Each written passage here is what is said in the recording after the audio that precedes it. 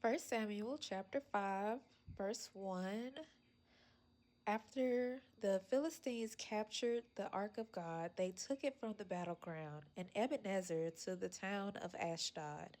They carried the ark of God into the temple of Dagon and placed it beside an idol of Dagon.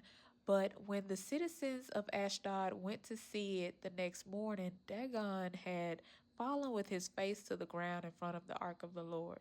So they took Dagon and put him in his place again. But the next morning, the same thing happened.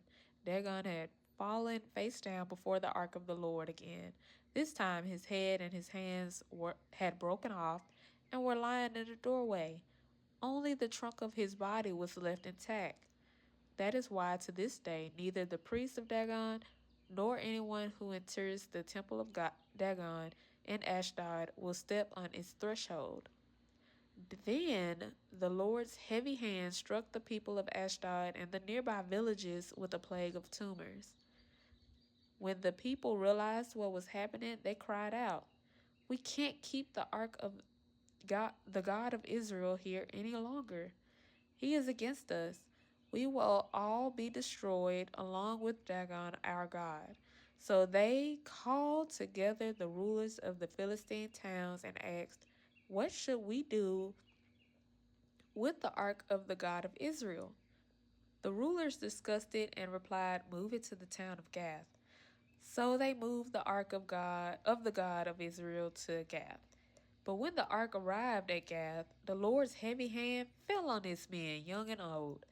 He struck them with a plague of tumors, and there was a great panic. So they sent the ark of God to the town of Ekron.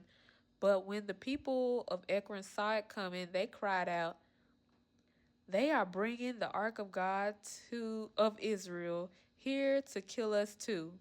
The people summoned the Philistine rulers again and begged them, "Please send the ark of the God of Israel back to his own country, or it will kill us all."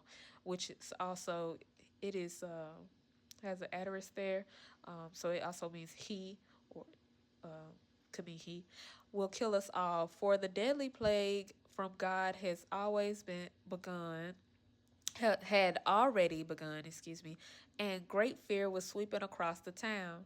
Those who didn't die were afflicted with tumors, and the cry from the town rose to heaven.